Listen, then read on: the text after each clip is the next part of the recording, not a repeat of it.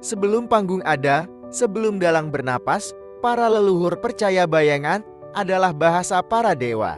Di antara gelap dan cahaya, roh leluhur menari, membentuk kisah pertama yang tak pernah tercatat, hanya diwariskan melalui bisik dan mimpi. Dan dari sinilah seni bayangan lahir. Di malam pertama dunia, roh penjaga api menciptakan layar tipis dari kabut. Bayangan mereka menjelma menjadi tokoh raksasa, ksatria, dan dewi cahaya. Inilah cikal bakal bentuk wayang purba. Para tetua desa menggunakan bayangan untuk memanggil hujan, mengusir wabah, dan menenangkan roh. Wayang bukan hiburan melainkan jembatan antara manusia dan dunia gaib. Sebuah seni yang lahir dari kebutuhan bertahan hidup. Namun seiring waktu, kisah-kisah para leluhur disusun menjadi narasi yang lebih teratur. Tokoh-tokoh mulai diberi nama, Batara Guru, Dewi Sri, Semar penjaga semesta dan rakyat kecil. Inilah bentuk wayang lokal sebelum pengaruh dari luar datang. Para leluhur menyimpan keyakinan, setiap tokoh wayang adalah manifestasi sifat manusia. Maka panggung pertama bukan panggung kayu, tetapi kehidupan itu sendiri. Wayang menjadi cerminan jiwa manusia. Gelombang besar dari India datang membawa kisah Mahabharata dan Ramayana. Pendeta dan pedagang menceritakan legenda itu dengan bahasa asing yang terdengar magis. Masyarakat Nusantara pun terpikat. Dalang-dalang Jawa mulai menyerap kisah Mahabharata, tapi tidak menirunya mentah-mentah. Mereka mengubahnya menjadikannya lebih jawar, lebih spiritual, lebih dekat dengan rakyat. Wayang pun berevolusi. Rupa wayang berubah. Hidung melengkung, mata sipit panjang, tubuh ramping seperti relief candi. Transformasi estetika ini menjadi ciri khas tak tertandingi di dunia.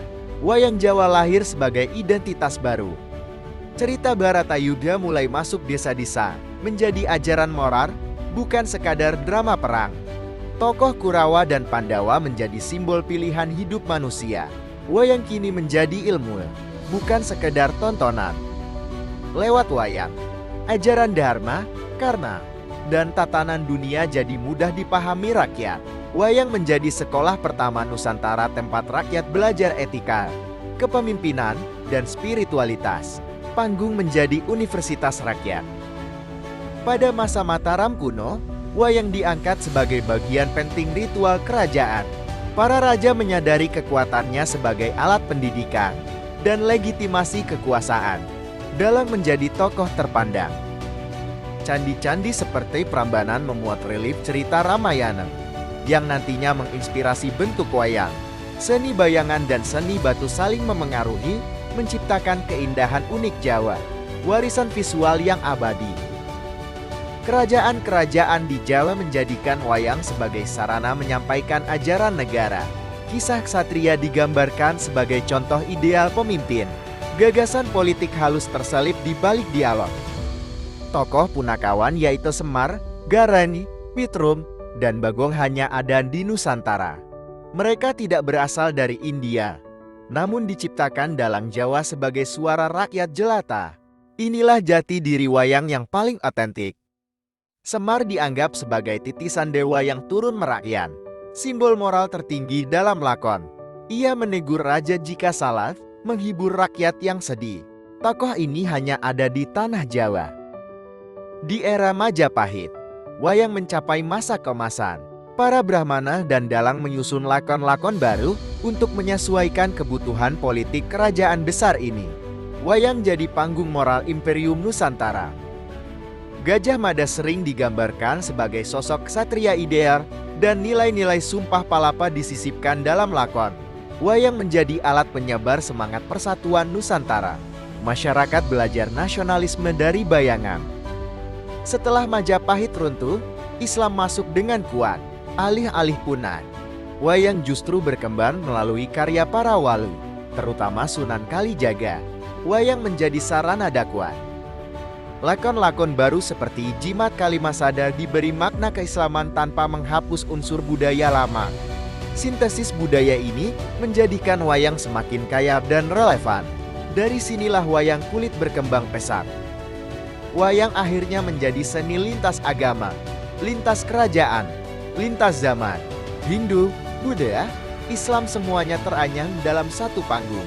Hasilnya, budaya yang tidak dimiliki bangsa manapun di dunia. Jejak paling tua mengenai wayang ditemukan di Jawa abad 9 hingga 10, disebut dalam prasasti Barito. Ini membuktikan wayang sudah mapan sebelum pengaruh kuat India masuk.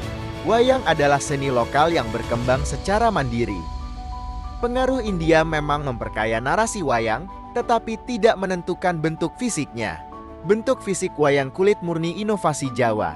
Ini menegaskan wayang sebagai seni hibrida yang unik. Wayang tercatat sebagai media pendidikan kerajaan.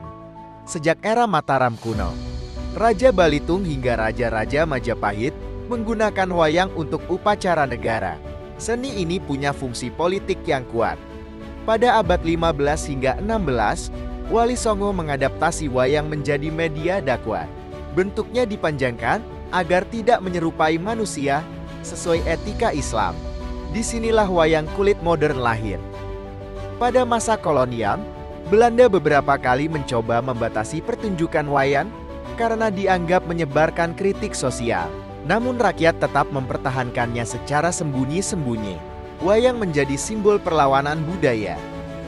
Setelah kemerdekaan, wayang diakui sebagai warisan budaya nasional. Pemerintah memasukkan wayang dalam kurikulum sekolah dan festival nasional. Wayang diposisikan sebagai identitas bangsa.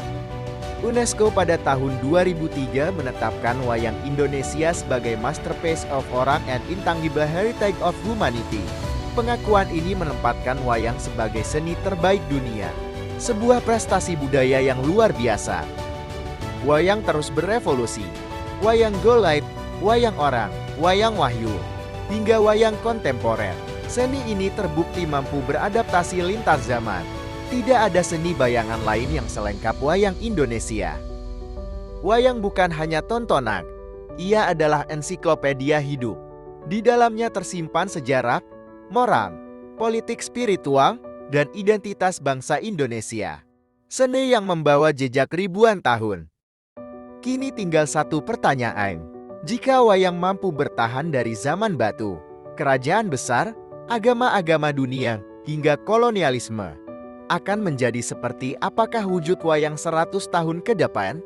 Dan siapakah dalam masa depan yang akan menggerakkan bayangannya?